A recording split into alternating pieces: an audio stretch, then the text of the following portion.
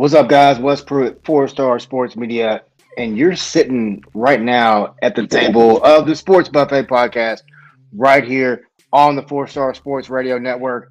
It's April 1st. We're not doing any fooling around, though. We're going to talk college baseball starting out. Talk a little Memphis Tigers as they battled FAU at home, and then we're going to talk a little bit of Arkansas Razorbacks as I put on Facebook earlier this week, as they did like Forrest Gump's mama used to do with the raccoons on the porch and just swept LSU right off the porch here in Fayetteville. Then we'll come behind that, talk a little Major League Baseball as well as minor league baseball as we talk Kansas City Royals, Northwest Arkansas Naturals, and Memphis Redbirds. Then we'll close the show with UFL as we talk about the new merged league, the UFL. Get into the Showboats as they opened up the season and give our thoughts on week one. All that and more today, right here on the Sports Buffet, presented to you by 4 Star Sports Media. Let's get into it, guys.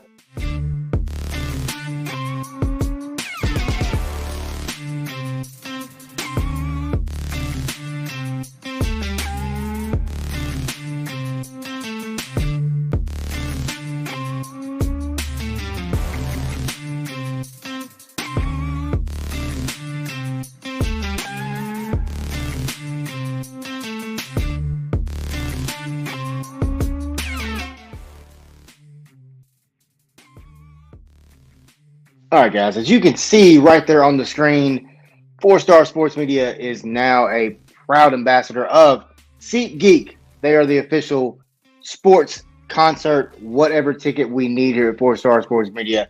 We go to SeatGeek, and we want you to as well. Go over to SeatGeek now. If you don't have an account, go ahead and start one. When you do that, find you a ticket, $50 and above. When you find that ticket, when you find that ticket, didn't mean to hit that.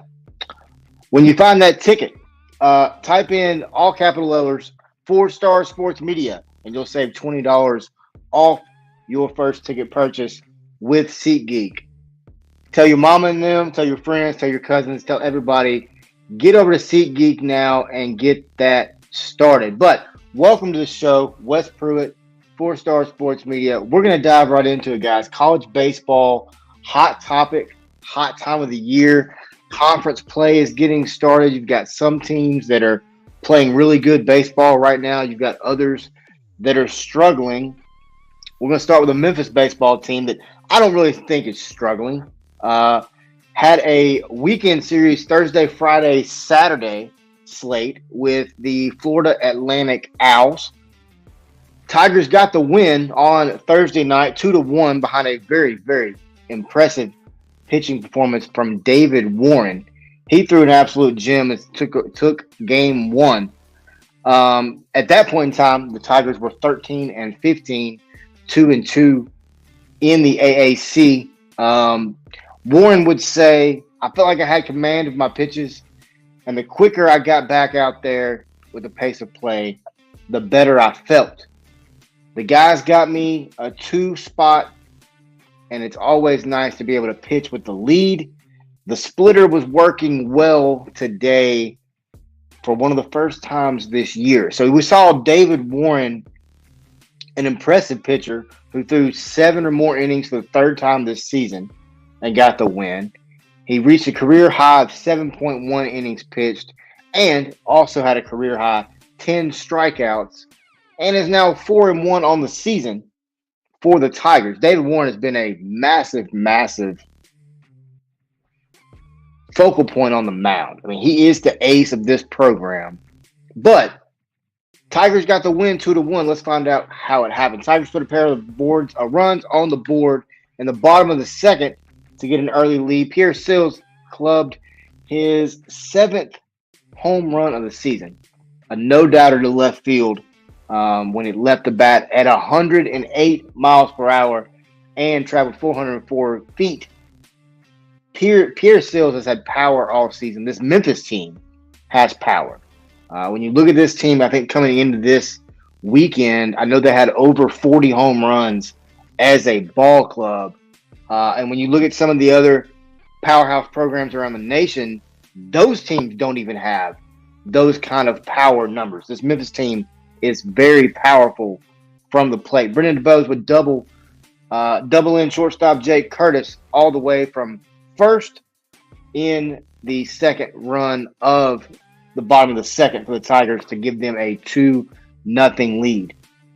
Warren, as mentioned earlier, had 10 strikeouts on the game, but he would sit down the first 6 outs he's faced before a leadoff of the third inning broke up their streak. David Warren was incredible on Thursday night for the Tigers. Faced 14 batters, recorded a dozen outs from the fourth through the seventh inning. He issued his first walk of the game in the leadoff to the leadoff batter in the eighth. I mean, got his 10th punch out in the eighth as well. David Warren's incredible. He pitched all the way through eighth inning. Then Braden Sanders comes in to get out of a jam in the eighth and then finish it off in the ninth. He retired the first batter of the inning before a one-out double and an error led to an intentional walk to load the bases. Now, keep in mind, this point in time, the Tigers were up 2-1 here. So, big time point of the baseball game. Braden Sanders, very impressive closer for this team.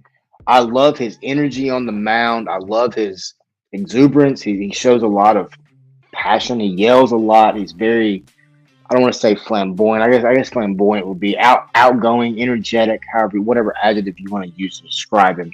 But the young man has got power, major power. So it paid off because the flamethrower right-hander would strike out the next two by finishing it up with a 96-mile-per-hour fastball to get his conference. That's the American Athletic Conference 6th save of the year, to be the leader in the conference, to get the 2-1 win for the Tigers.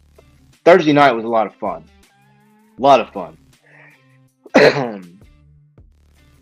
Tigers just had 3 hits all night and got the win. All for extra bases, 2 doubles, 1 home run, talked about earlier by Seals. Like I said, Warren threw 7 innings. Duante Stewart extended his on base to now 46 straight games, going back to this time last year when he played for Northwestern State in the Southland Conference. Speaking of streaks, we saw Austin Baskin, his 40-game streak, which went all the way back to May 2nd of last year, come to an end. The streak ended it's the 6th longest in league history, just one shy of Anthony Prado of UConn's streak of 41 games for the 5th longest, which was back in 2018-2019. Pierre Seals, like I said earlier, 7th home run of the season. Big time. DeBose would drive in his 16th RBI of the year when he would double. Big time win Thursday night. Friday night, it changes some things. Friday night was not pretty. Tigers dropped it. Got beat pretty bad, honestly. 13-5. And then Saturday, you really want to see Memphis come out. Final game of the series. Looking to get the win. And they didn't. They dropped 14-3 on Saturday. Got the win. Obviously, 2 games to 1. Tigers are now 13-17 on the year, 2-4 in conference play. FAU improves to 16-9, 4-2 in conference play on the year. Matt Reiser, head coach of the Tigers, would say post-game, when you walk 10 and have non-competitive bats with runners in scoring position, it makes it difficult to win a series. That's one thing I will say about Reiser. And we interviewed him very quickly after he became the head coach at Memphis. He is going to tell you what he feels. He's going to tell you how he feels. He's going to be brutally honest with you. He said after the game, hey, you got to give credit to FAU. They did not. They did a good job once we were down and out, of kicking us while we were down, which is what a good team does, end quote. Devontae Stewart will put the Tigers on the board with a 2-run double to the left center in the bottom of the first, give Tigers a quick 2-0 lead. Brandon LaRoe would make it 2-1 when he would get an 2-out RBI. And then from there, it would just kind of go off the rails, I guess. Caden Robinson, pitcher for the Tigers, tagged with a loss, 1-3 on the season. He went 4.2 innings, allowed 5 runs and just 2 hits on the game. He was plagued by 7 free passes, 7 walks. Can't do that for a college pitcher or any pitcher for that matter. Colin Stepter, we have an article about him over at 4star.live. Young man came in through 2.1 innings of relief, allowing 1 run on 4 hits and getting 2 strikeouts. Tigers got 2 stolen bases. Jake Curtis and Will Marcy transferred from NC State.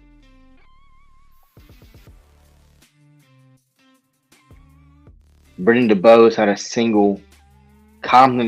Jake Compton ended the game 1 of 4 with an RBI single, which was his 30th on the season.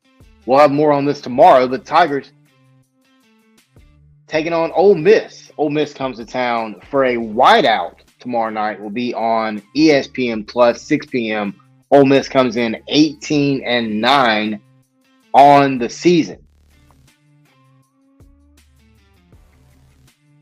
So Ole Miss, 18-9. Ole Miss just got swept this weekend by Kentucky as well. We hope to have Eli Savoy on tomorrow from Sports 56 there in Memphis to talk about Ole Miss. He covers Ole Miss. He does the radio broadcast. We're going to do this a little bit twofold. Talk a little bit about the Ole Miss-Memphis game. But then in addition to that, we're going to talk a little bit about who we're going to talk about next, and that's the Arkansas Razorbacks because they take on Ole Miss coming up weekend. But Ole Miss, LSU would get swept off the porch by Arkansas over the weekend. Hogs are now 23-3 on the season, 19-1 at home, 8-1 in SEC play. I mean, undefeated last week, 4-0. Knocked off Little Rock 11-0 in 7 innings on Tuesday. Followed that up with a 7-4 win Thursday against LSU. Incredible pitching from Hagen Smith. Friday night in wild baseball game, Arkansas wins 4-2 in 10 innings. Walk off Hudson White. Shirt comes off. Ripped off, sorry, I should say. And then Saturday, Hogs come back 7-5. Peyton Stovall, big time home run to push the Hogs to a sweep. Second consecutive sweep over LSU in Fayetteville, as they did it last year as well. I mean, Peyton Stovall was 500, 579 slugging, 8 for 16 from the plate, 3 runs, 2 walks, 2 home runs, 7 RBIs on the weekend.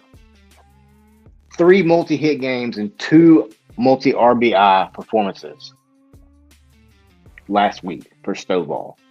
I mean, coming back from injury, I know that injury was devastating for him, devastating for his family as well. And the other thing is this. Stovall wants, from a personal level, Stovall wants to beat LSU. He's a Louisiana native. He's from Halton, Louisiana. North central Louisiana.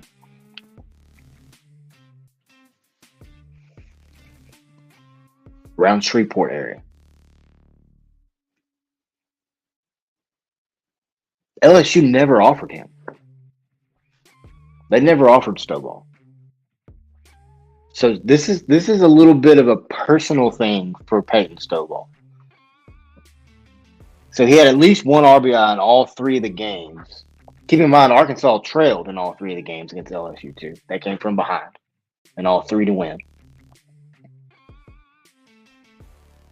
including a season best 3 hits, 2 doubles in the Hogs series clinching win on the 29th, which was Friday night. Had 3 RBIs in the series finale, which was a season high, matches a season high for Stovall. That 2-run homer, no doubter. No question about it. Left the bat, gone. Same thing with Kendall Diggs. When you look at Kendall Diggs and what he did on Thursday night, same thing. Same exact thing. Talked about earlier, Hagen Smith, 3.0 ERA, 6 innings pitched, 5 hits, 2 earned runs, no walks, 10 strikeouts.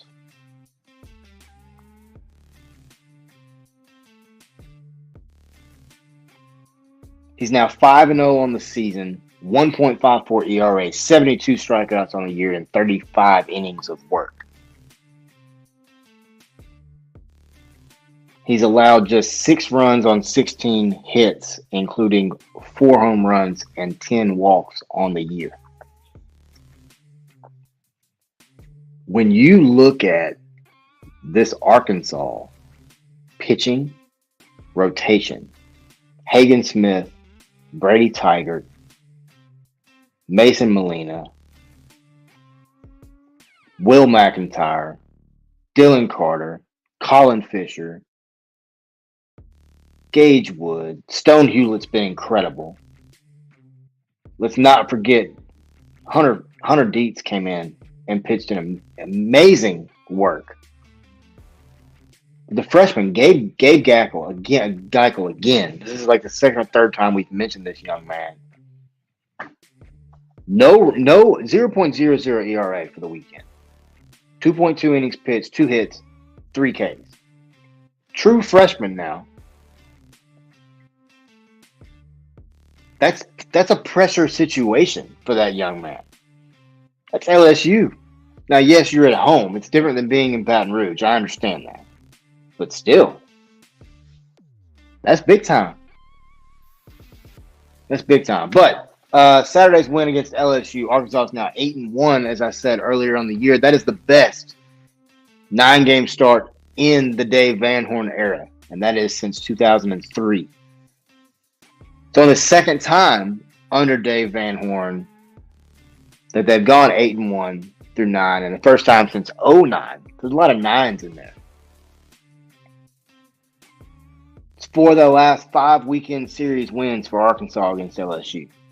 Like I said at the beginning of this segment, they've swept LSU twice in Fayetteville.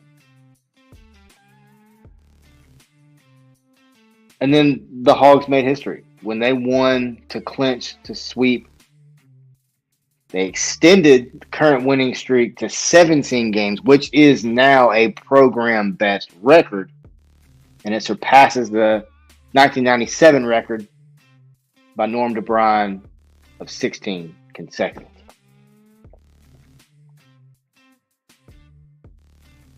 Big time win for this Arkansas Razorback team. Very, very impressive win for Arkansas. Peyton Stovall is batting .364 on the season. Arkansas has hit 37 home runs. Their opponents have only hit 18. The opponent's batting average against Arkansas is .197 currently as well. Speaking of the pitching. But, I mean, when you look at this roster assembled by Van Horn, it's deep. It goes very deep. I mean, you're looking at everybody on this roster can get a hit. Everybody on this roster can make a play. 8-1 in SEC play for Arkansas right now.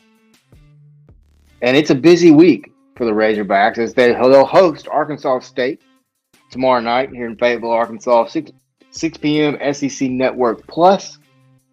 Then, as I mentioned at the beginning, speaking of Ole Miss comes to town to take on Arkansas for another Thursday, Friday, Saturday slate.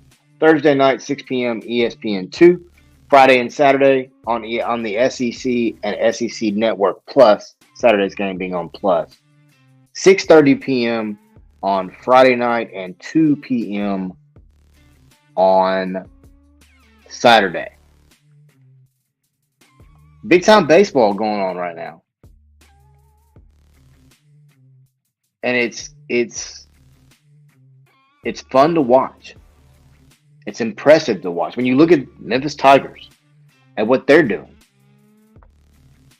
Matt Reiser is building something. I know there's a lot of fans out there like, oh man, our pitching staff sucks.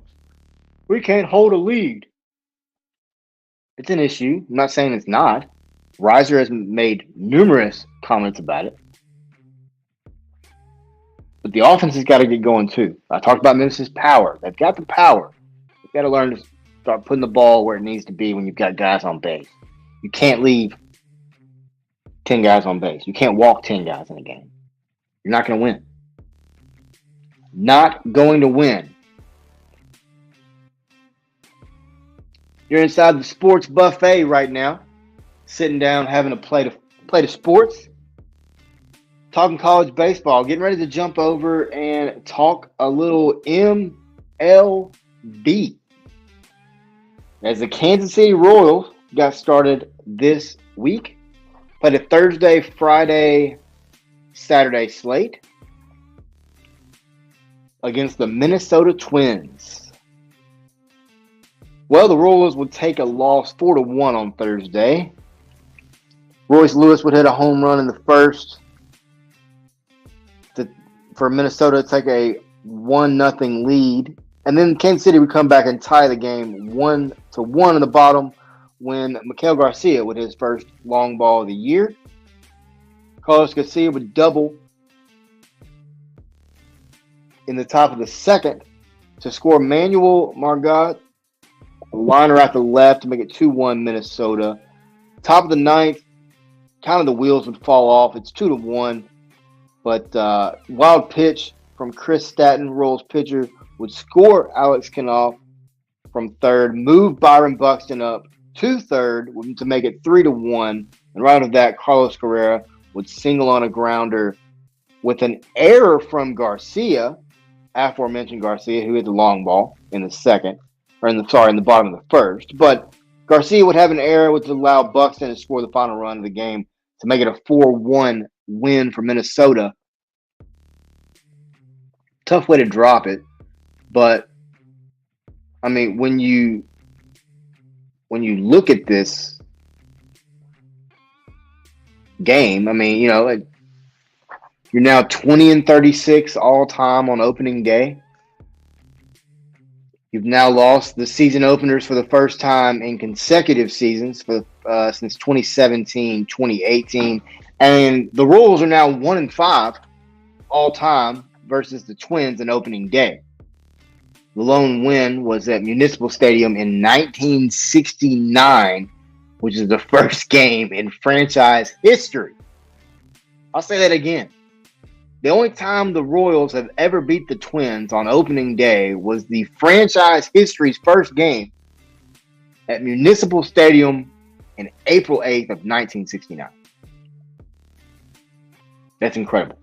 So today, the first game match 2019, a win versus the White Sox. It's the earliest date for the Royals to start. They dropped 5-7 in the month of March in that month. 4 players did make their debut for the Royals on Thursdays. We would see Adam Frazier, Nick Anderson, aforementioned Chris Statton, and Hunter Renfroe all make debuts for the Royals. The Twins are now 29-35 all time, 18-22 on the road, and 5-1 versus the Royals. Well, the only loss, obviously, like I said, coming in the 1969 opener. The Twins, on the other hand, have won opening day games for the first time consecutively since 2019 and have won consecutive games for the first time on the road since they won 3 in a row from 2001 to 2003 when they beat Detroit, Kansas City, and then Detroit again. The Twins are also 22-11, which is a .667 win percentage versus the Royals since the 2022 season. This is the most versus any opponent for that time. Game 2 would see the Royals drop 5-1. MJ Melendez would score Kirilloff in the bottom of the 6th for the Royals to take a 1-0 lead before Byron Buxton would double to left, would score Edward Julian to take a 1-1 lead, and then once again in the 9th, everything would fall apart for this Royals ball club early in the season as Christian Vasquez would single to the left, scoring Ryan Jeffers, moving Will Castro over to third. Then Vasquez up to second after an error by Melendez out in left field. Very next play, Kirklev would score on a sac fly.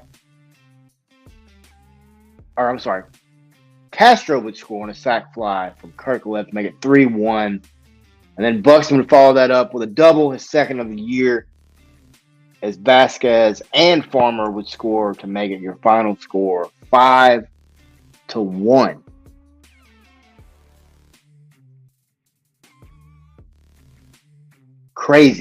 Craziness in the bottom of the 9th. We see late in ball games, both games for the Royals to start the season, first 2 games of the season. The wheels kind of fall apart. Game 3, we would see that, as baseball has shown us, things can happen completely different. The Royals win 11-0. They blank the Twins, get the first win of the 2024 year. They would score just 2 runs in the first 2 games, and then, like I said, drop 11 in the final. The Royals would score 3 runs in the first, 6 runs in the bottom of the second, 1 run in the bottom of the third, and the bottom of the 6th. I mean, Salvador Perez goes long to score, him and Bobby Witt and Vinny Pasquantino to go up 3-0. Bottom of the second, you would see Kyle Isbell homer to make it 4-0. Michael would hit his second deep ball of the year to make it 5-0. Bobby Witt would go deep in the bottom of the third. Nelson Vasquez would go deep in the 6th. I mean, 1 and 2 on the year, not the prettiest. 5 home runs is the 25th time they've done it in club history. It's the first time they've done it since 2021 when they were taking on the Cubs. The 11-run difference is the largest victory in a shutout since 2020 when they beat the Pirates 11-0. 5 different players would go deep in the game, as I just mentioned. It's matching a franchise record. It's happened 6 times previously. And the last time it happens in 2022 against Detroit. Back-to-back home runs in the second by Garcia and Isbell. First set of consecutive home runs since Perez and Velasquez did it in September at Houston. Of the 14 runs scored this year so far for the Royals, just 3 games, but 8 have come from long balls. The 6-run second inning, as I mentioned earlier, is something they accomplished just 4 times in 2023.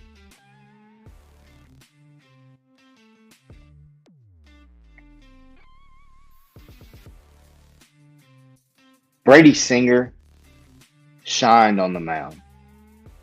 7 innings,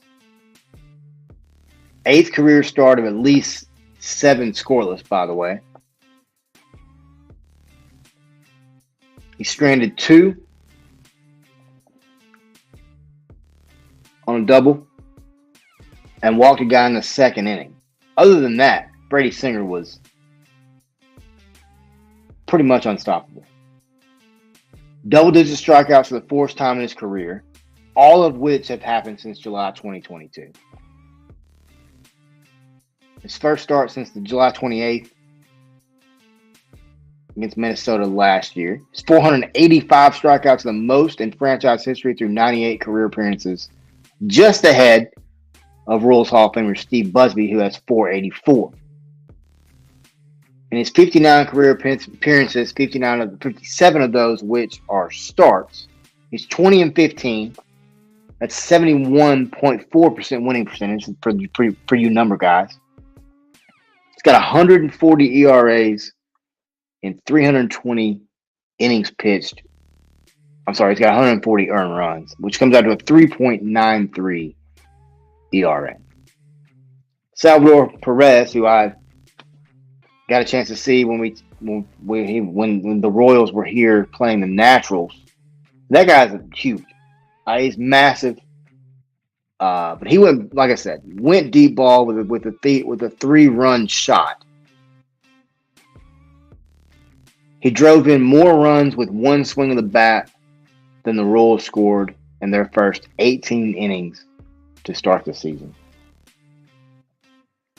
That's crazy. It really is. But, like I said, 1-2 on the season for the Royals. They'll hit the road to Baltimore, which is a game starting today, running through Wednesday.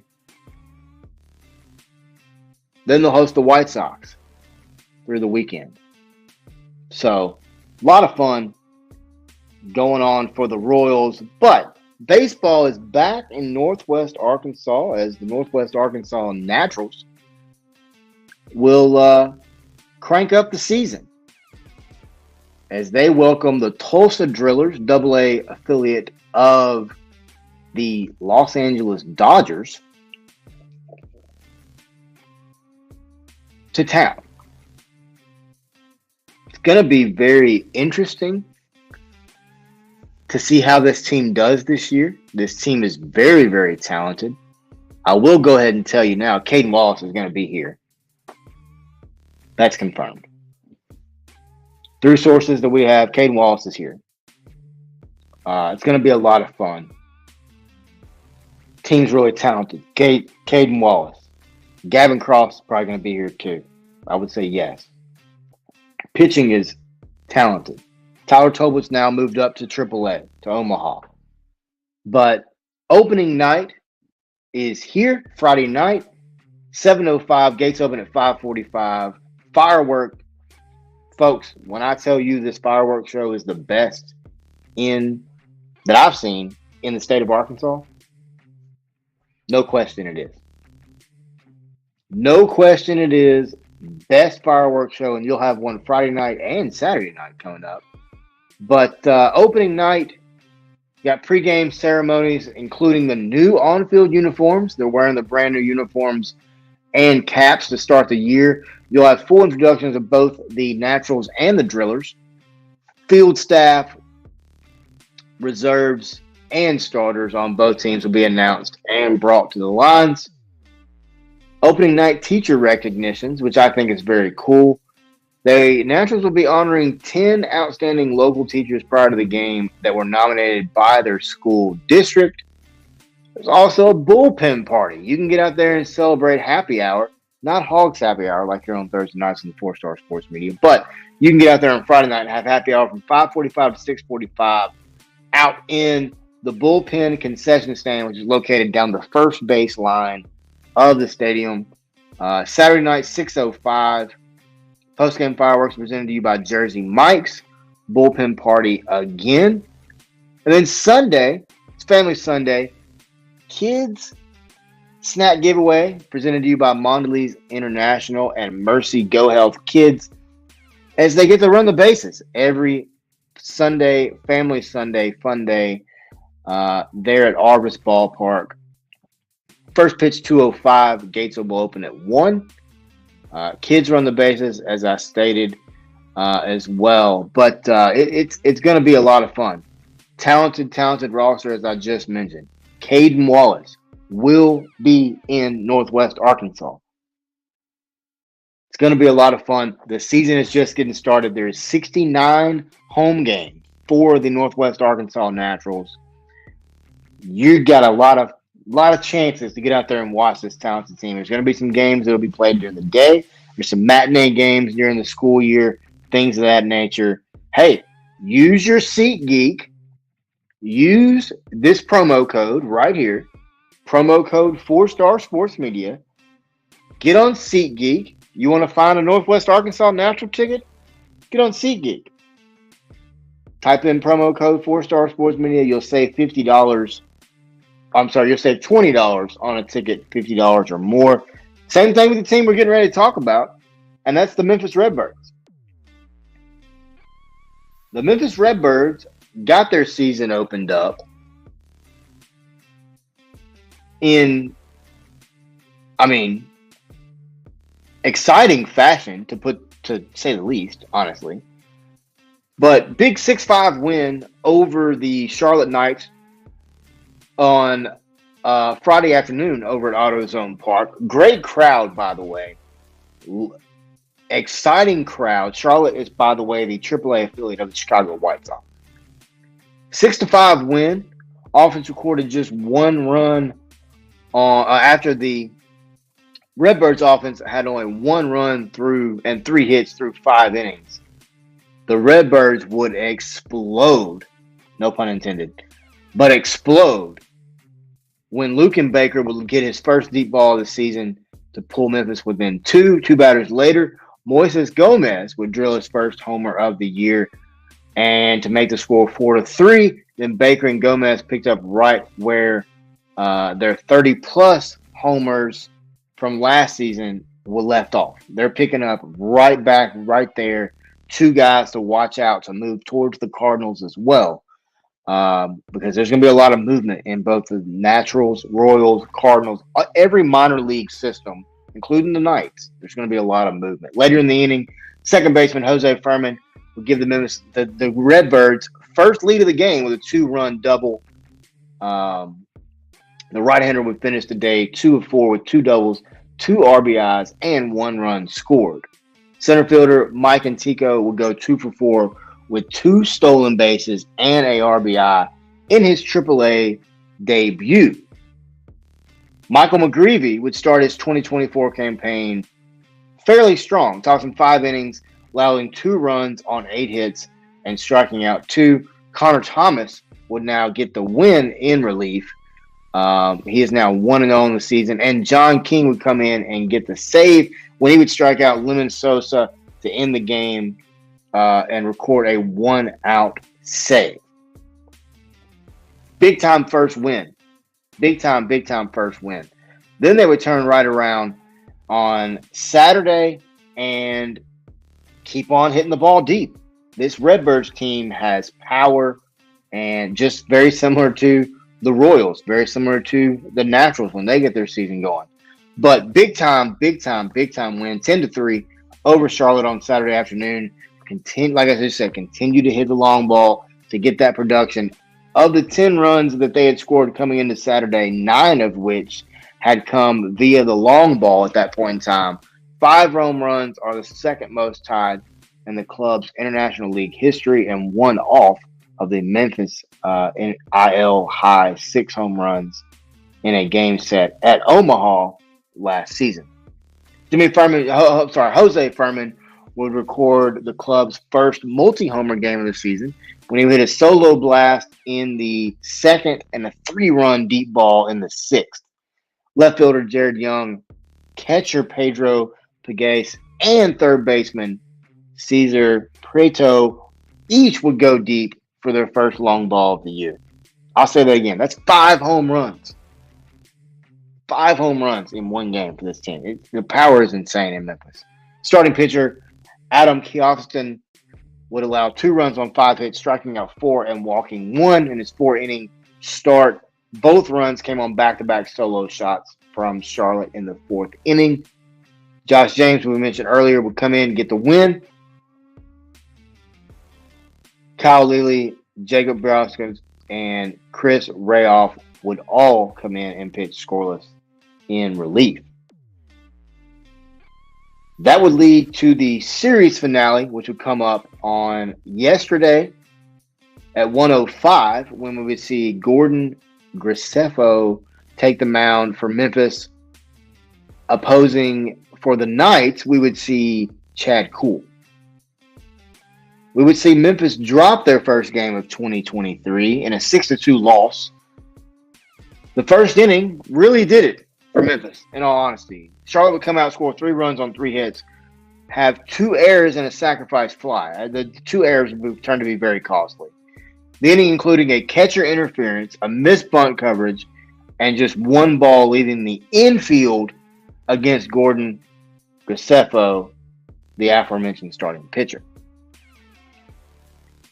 So in the first inning, it's 3-0. You're already hurting. So the Redbirds would fight back, come back in the 5th inning with 2 walks. With 2 runs in the 5th, with 2 walks and a hit in the inning. They would fail to record a base hit with runners in scoring position in the game. I'll say that one more time. The Redbirds would fail to score a base hit with runners in scoring position. Right fielder Matt Koperniak would record 2 of the 3 hits of the day, including his first 2 of the season. Graceffo would get the loss. Ryan Luotos would come in, toss 2 scoreless innings. Did not allow a base runner in his first appearance of the season. So the Birds, 2-1 now on the year.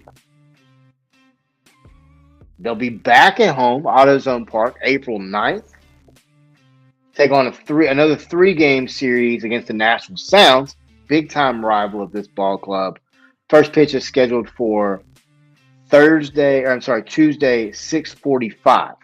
So the Nashville Sounds are the AAA affiliate of the who? Milwaukee Brewers. Milwaukee Brewers.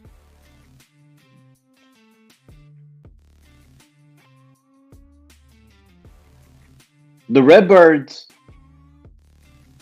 have become a team that when you watch, and there's a lot of Cardinals fans that I know, there's a lot of Cardinals fans that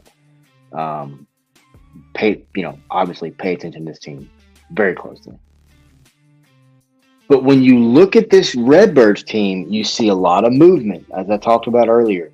You see a lot of guys that are Cardinals may bring them up a little bit, drop them back down. Bring them up a little bit, drop them back down. We saw it a lot with Mason Wynn last year. Mason Wynn made a few different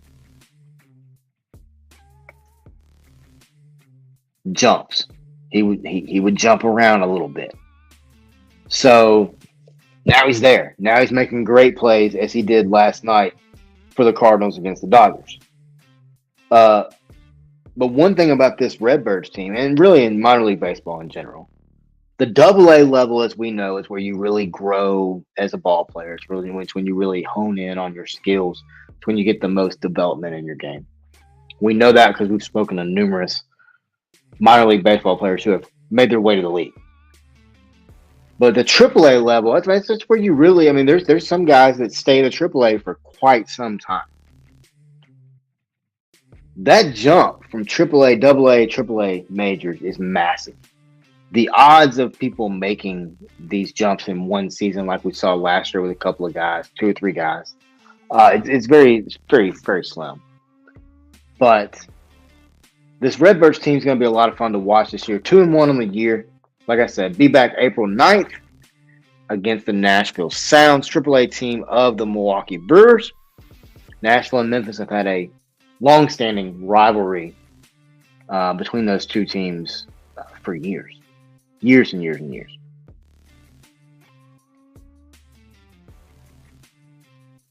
That season is going to be a lot of fun. But another season that's been a lot of fun already, and it just got started, is the UFL. It's a combination, as we talked about, merged between the USFL and the XFL. Speaking of mergers, Philip Jordan had a great show this past week. Spring Football Report. Go check it out. We're simulcasting this show on our network over at the website, 4star.live. Go over and check it out. It's under the Philip Jordan Show, Spring Football Report. He had to sit down with the Luke Miller from the Birmingham, a guy who covers the Birmingham Stallions.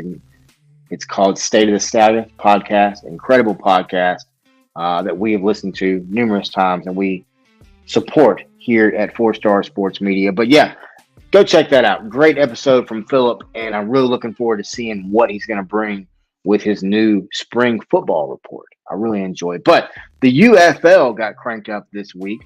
We would see 2 games happen on the 30th, Saturday, 2 games happen on Sunday. Speaking of the Birmingham Stallions would get the win 27-14 from Choctaw Stadium there in Arlington, Texas, over the Renegades from Arlington. Big time win for Birmingham. Defending USFL champions. Let's just be honest. It's pretty obvious they probably had a little bit of a target on their back, I would say. Coming in, winning the way they did, makes total sense. I get it. But Birmingham Stallions, big time win. Let's go dive into it a little bit. So at the end of the first quarter, it was 3-0 Arlington. And then we would see Birmingham come back and score 11 points in the second quarter, 8 in the third, 8 in the fourth. Matt Corral, starting quarterback for the Birmingham Stallions, to go 12 of 21, 201 through the air, 1 touchdown, 1 interception, with a quarterback rating of 143. Then we would see Adrian Martinez, former Nebraska quarterback, former Kansas State quarterback as well, come in, go 2 of 6 for 26 yards. Total passing 14 of 27, 226, and a touchdown. We see Chris Marable come in, 18 rushing attempts for 67 yards. Adrian Martinez, aforementioned quarterback, have 3 rushes for 52 yards. This Skip Holtz team is fun to watch. This Skip Holtz team is going to be very, very, very it's going to be very intriguing to watch them throughout the year. So Perez, quarterback for the Renegades, 1928, 214 through the air. They would have 18 rushes through 4 different rushers for 59 yards. But when you look at it from a game comparison perspective, both teams would have penalties. Birmingham would have 8 penalties for 60 yards. Third down conversions. Anything you know about me, you know that's one of the first stats I go look at. 8 for 12 on third down, 6 for 11 for Arlington. But you know, you look at this team, average rush per yards, 5 for Birmingham. You can see Birmingham likes to power the football. If you watched them anytime last year, very powerful. Big key in this game is red zone. Big key in this game is red zone. When you look at the red zone, you look at Arlington, they were 0 for 2 today, or during their game in the opening week loss, versus Birmingham coming in 2 and 3 in the red zone. Time of possession, fairly close. Birmingham 32-55 with Arlington 27-05. Turnovers. Birmingham had 2. So did Arlington. The difference is Birmingham scored 3 points off those turnovers where Arlington didn't score any. Both teams threw a pick. Arlington had the fumble, which they lost.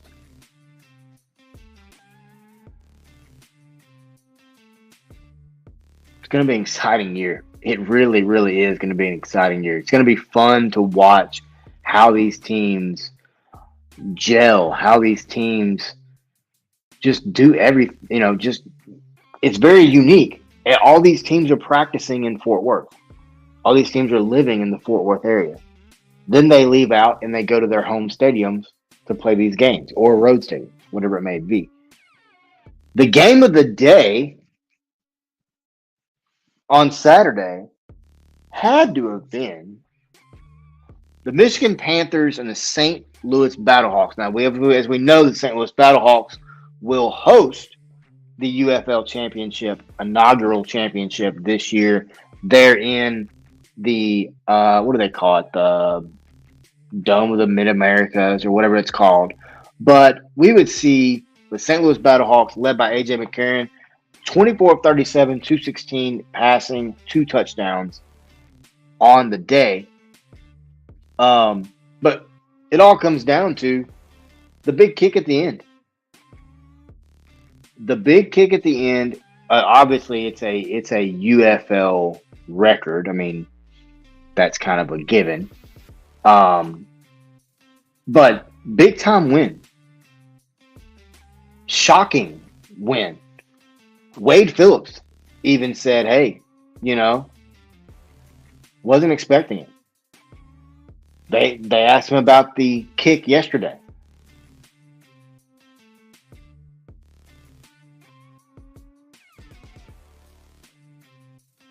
We also have some breaking news. The University of Tennessee Lady Vols have fired their women's basketball coach, Kelly Harper. That's interesting. I was not expecting that at all. Not at all. Wow. Kelly Harper has been let go at the University of Tennessee. Breaking news here on the Sports Buffet. Speaking of Sports Buffet, welcome in for all you watching and listening. We thank you for your love and support. Head over to 4star.live. Check out our website. While you're here, guys, give it a like, give it a follow, give it a share. Share this show. Share the show. You like it, share. If you don't like it, it's all good. A.J. McCarron would go 24-37 for the St. Louis Battlehawks, 216 through the air. Have four different Battlehawks would rush, 20 rushes on the game, 62 yards on the ground. As I said, 216 through the air. Perry would go 12 of 24, 176, no touchdowns, 2 interceptions for the Michigan Panthers. 22 rushes on the day for 112 yards, with 3 of those being players that rushed, 3 different rushers on the day. Talked about it, 176. When you look at total yards, Michigan outgained them 280 to 261. 168 through the air, as I talked about, 112 on the ground. When you look at third downs, this was an abysmal game for teams that are successful on third downs. Battlehawks were 5 of 15. Meanwhile, Michigan was 2 of 9. Total plays, Michigan only ran 47 total plays, while the Battlehawks ran 65.1 yards per rush for the Battlehawks. Let's go look at the red zone. We looked at it last game. It's a very key component. 2 for 3 for Michigan, 2 for 4 for the Battlehawks. The big game, the big play came at the very end. When Bates for Michigan would nail a 64-yard field goal for the win. I'll say it again. A 64-yard field goal. Now, folks, that's impressive. I don't care what league you're watching. It doesn't matter to me what league you're watching. If you nail a 64-yard field goal, you got a boot. The cool thing is, this is the first field goal that Bates had hit since he was a senior in high school. That makes it even better.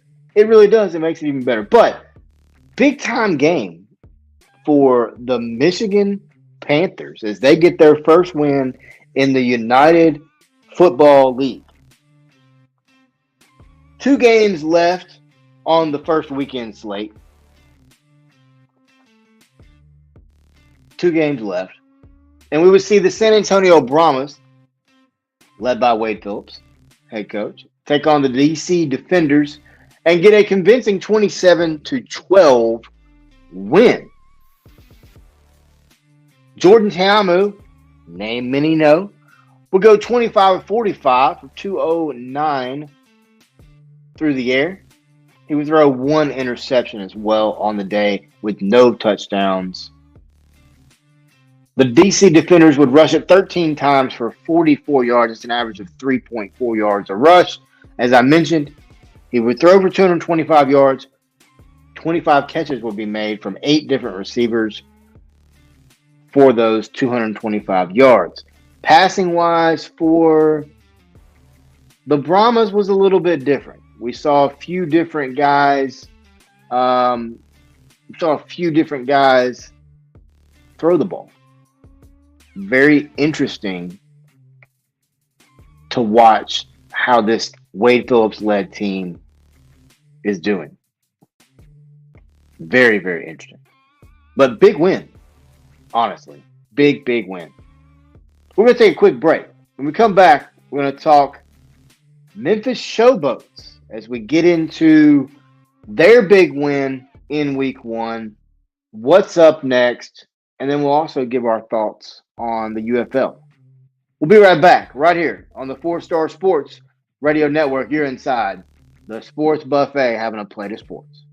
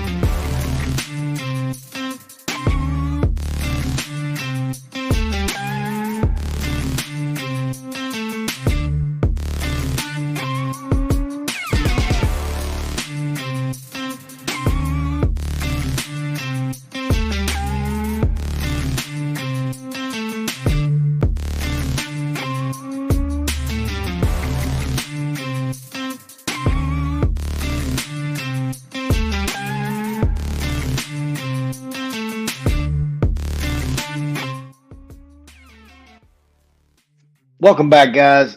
Once again, if you're in the need for tickets, concerts, tickets to sporting events, a lot of music festivals are getting ready to get cranked up. You got Memphis in May coming up as well. If you do, head over to SeatGeek. If you're looking for a ticket deal, we've got one for you right here at 4-Star Sports Media. Head over to SeatGeek. We got a promo code right now. It's our personal promo code, 4-Star Sports Media. Type it in. If it's a ticket above $50, you'll receive $20 off your ticket just by typing in 4-Star Sports Media. We are here to help you, the fan. We also use it here at 4-Star Sports Media. I've used it. Others have used it as well. SeatGeek is our official ticket provider of 4-Star Sports Media. We use it. We want you to use it as well. Memphis Showboats. Classic name, classic look. Big time win yesterday. The Boats would be up 15-3 at halftime and ended up winning 18-12. Showboats would end up with 228 total yards. 194 of them would come through the air, 34 on the ground, 17 first downs, 9 of 15 from third down, 8.4 yards per completion. On the other side, the Houston Roughnecks would have 174 total on the day, 131 on through the air, 43 yards on the ground.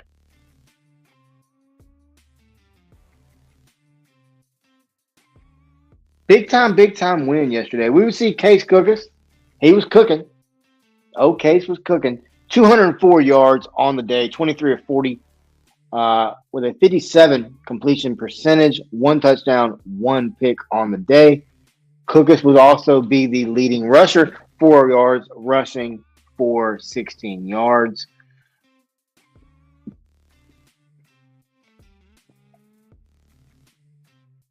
We would see Dawood Davis be the leading receiver for the Showboats. 7 catches, 43 yards on the day with a long of 12 in 10 targets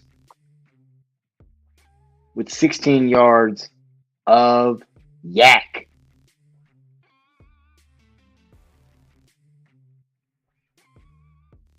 And then we would see Darius Victor, apologize. 5 catches on the day, 33 yards, 5 targets. So would catch everything that was thrown to him for 33 yards. This Showboats team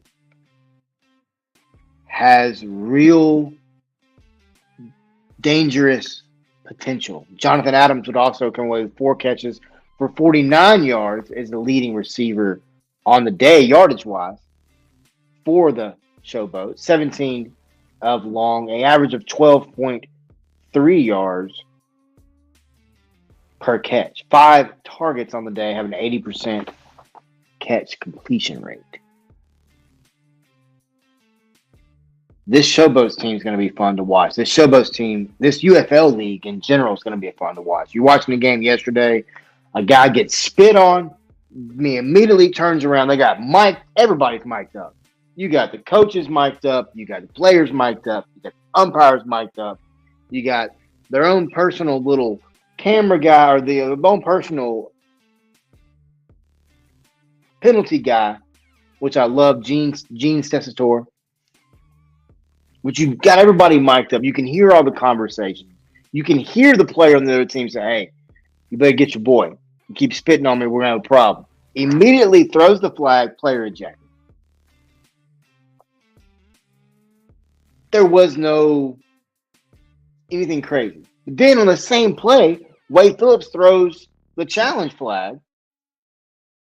And come to find out, on that play, the right tackle, false start. So you had 5 yards for the false start, plus you had 15 yards for the spitting on another player. You had 20-yard penalty for the DC defenders yesterday.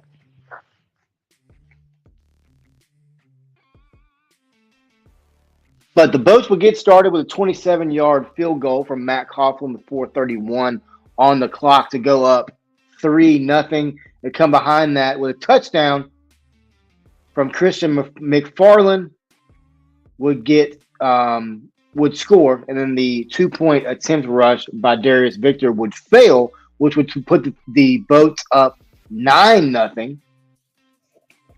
Then Vinny Papali, I love Vinny Papali. Vinny Papali would come back with a touchdown, beautiful catch in the corner of the end zone by Case Cookus, and then you would get the 1-yard pass attempt to Darius Victor would fail, put the Showboats up 15-0 with 6:54 on the clock. And then right at halftime, you would see J.J. Molson nail a 55-yard field goal for the Roughnecks with 1:51 left on the clock in the second to make the halftime score of 15-3. You would then see Molson come back in the third with 13:46 on the clock, nail a 45-yard field goal, make it 16-5. Then you would see the Showboats kicker Matt Coughlin come behind that with 8:44 to go in the fourth quarter, to nail a 51-yard field goal to make it 18-6. And some people thought the game was over. Then you would see Jared Garantano, another name most people would remember, talented quarterback out of the University of Tennessee, throw a touchdown pass. But the 3-point conversion would fail, and you would get the final score of 12-18. So let's go over the PAT conversions. I know this is, a lot of people don't really understand it. You have three different versions. You can do a 1 point, a 2 point, or a three, right? So when you look at the conversions on the day, Memphis was 2-0 on 1 point conversions.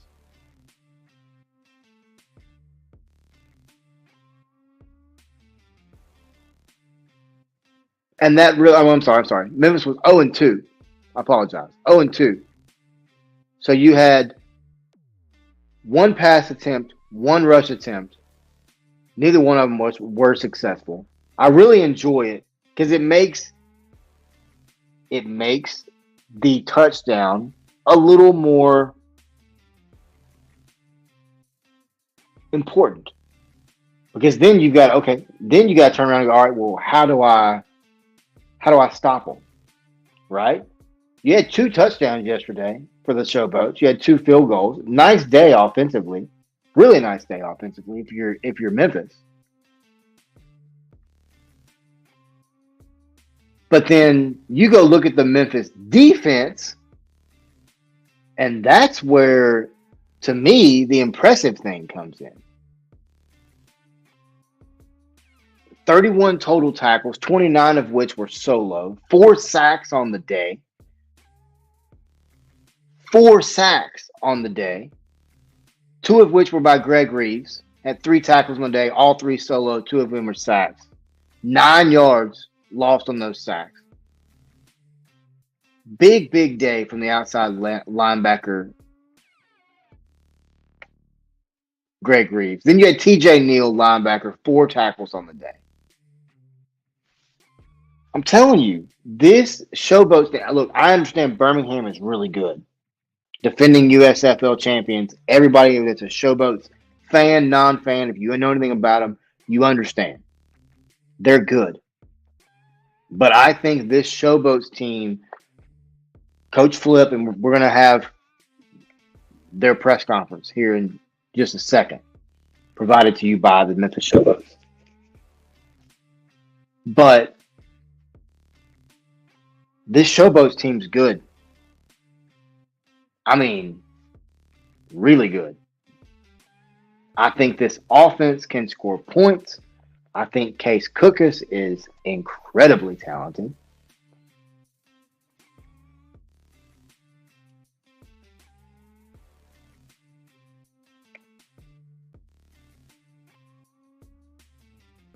But more importantly,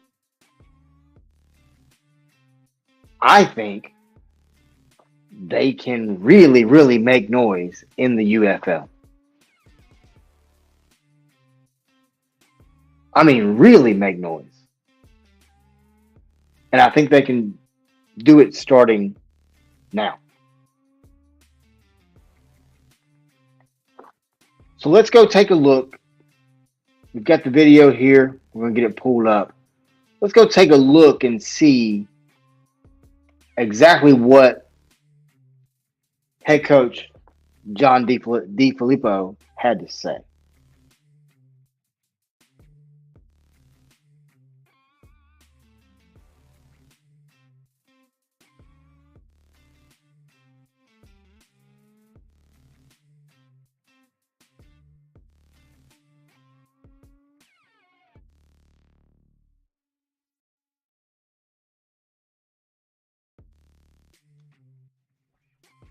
While we're waiting for the video to load, this Memphis show, like I just said, this Memphis Showboats baseball team, I'm sorry, football team is very talented. We got the video pulled up here. Let's go ahead and hear what head coach Flip had to say, as well as Cookus and other players following the big 18-12 win yesterday over the Houston Roughnecks for the Memphis Showboats.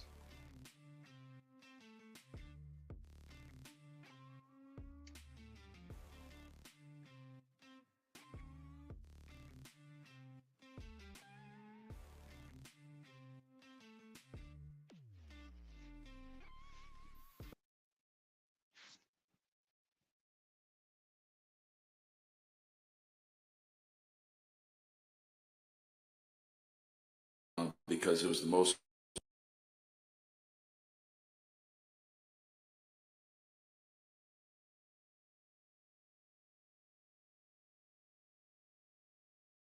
important game of our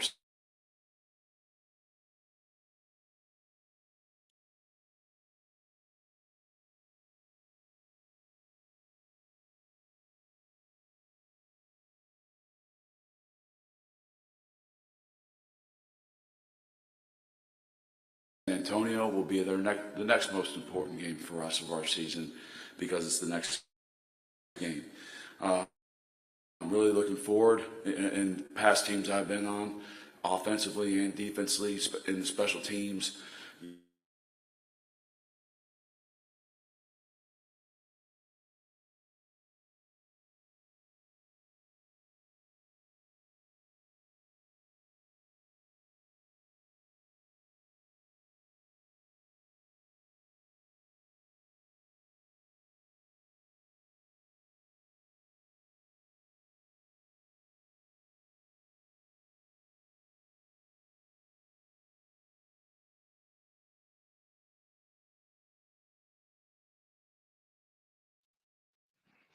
We're having some technical difficulties with the video, but when you look at this Showboats team, uh, big time game coming up next week.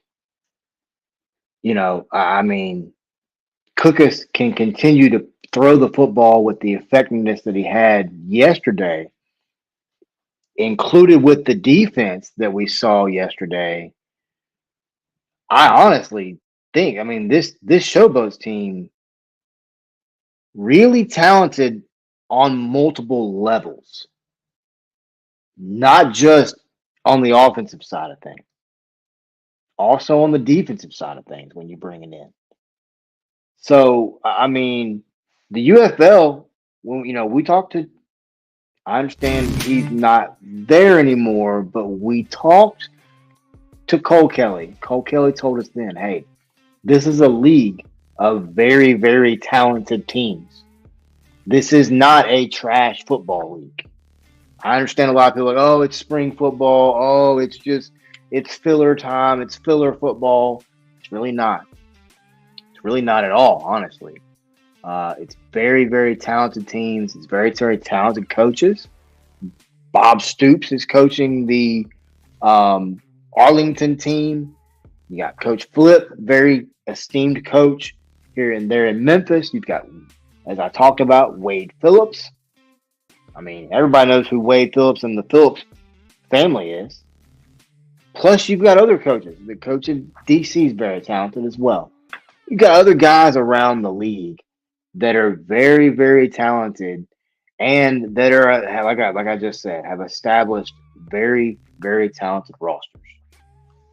So, just to give thoughts on this league, a few things. First, you can't tell me this league is not making an impact when the NFL has now taken what this league does or did and implemented it in their league. So, I mean, you equate this to like a professional wrestling type thing, which we're going to get into on this show as well with WWE WrestleMania coming up this weekend. But when you look at it and you equate it to like professional wrestling side of things, it's very similar to a WWE All Elite Wrestling type of thing. It's a little bit of competition. And I think that this UFL league, as we saw the merger between the XFL and the USFL, but you saw both leagues come together, both leagues implement things that both leagues used in their individual leagues, put it together for this. Football is about having fun, obviously, being entertaining, but it's also about being safe. I understand people are saying, oh, you might as well just put flags on them. I understand the thought process to that, but you've got to understand these people have families. These men are husbands. These men are fathers. These men are sons, brothers, uncles. I mean, you've got to think about their safety as well. And I love the kickoff. To me, it's damn near more exciting. I mean, yes, you don't have the guy coming down and breaking the wedge. I get it. But you have excitement. You have guys that you can put that's got some got some wiggle to them, and have some fun. I talked about earlier the microphones. Everybody's mic'd up. I thoroughly enjoy it, personally. Thoroughly enjoy it. Prime example, as I talked about earlier, talking about the DC Defenders game when the player got ejected for spitting on the other player. We immediately, as a fan watching the game, knew what was happening, knew what the penalty was, knew what the other player said to the other team. There wasn't a huddle. I mean, there was a huddle, but we can hear it. There was no questioning of what are they saying? What are they discussing? We knew. We heard it. I enjoy the different league. I enjoy something different. I enjoy an alternative to what we've always done. You know why? It's effective. Look at their numbers. Their numbers were really good this week. If you look at the TV numbers. Personally, I watched it. I know a lot of other people did. And it's just growing. It's just getting cranked up. We get it again this coming up weekend.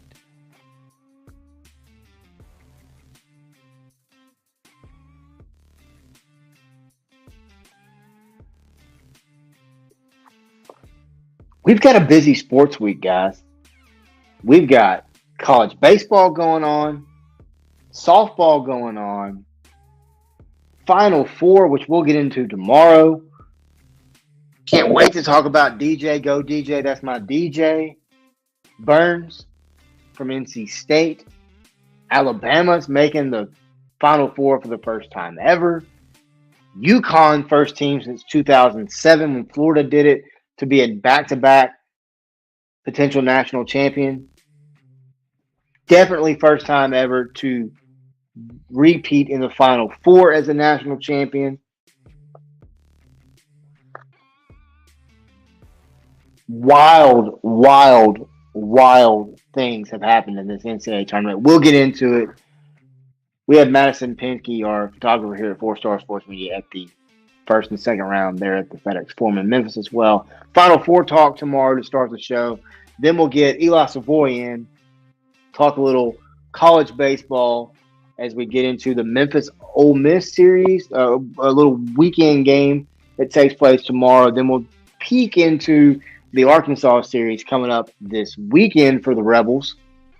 Then we'll get into a little bit of baseball talk. Want to get back into the MLB talk, and then we'll close up with a little bit of NASCAR talk. Just close up a little NASCAR. It was a wild weekend in Richmond, and it's really been a very wild season so far in NASCAR. So, very exciting show for tomorrow lined up already for you guys, the fans, and we appreciate it. We appreciate everybody watching, listening, as always. Of course, we'll have this uploaded to the website, all the podcast platforms that we run out to as quickly as we can. But guys, once again, hey, if you need tickets to a concert, you need tickets to a sporting event, you need tickets to whatever, head over to SeatGeek. When you do, you don't have a login account, go ahead and create one. Once you do, go find a ticket, $50 or more. We will be able to save you $20 on that ticket by entering that code right there. SeatGeek promo code 4-Star Sports Media is the code. The code is 4-Star Sports Media. Put it in. We'll save you $20 off your first ticket purchase. They are our official seat getter here at 4-Star Sports Media, and we want it to be yours as well. Guys, it's been a fun show. We've dove into numerous topics. Going to be an exciting week. We got WWE talking about professional wrestling coming up. We're talking more Northwest Arkansas Naturals. We're talking Naturals all week long. And this will go all through their baseball season. Royals is going to be more on the plate. Talk a little more Cardinals as well. It's exciting times here at 4-Star Sports Media, and exciting times right here on the Sports Buffet, where you can get a daily helping of nothing but sports I appreciate everybody watching and listening. I'm Wes Pruitt, your host, and we are out.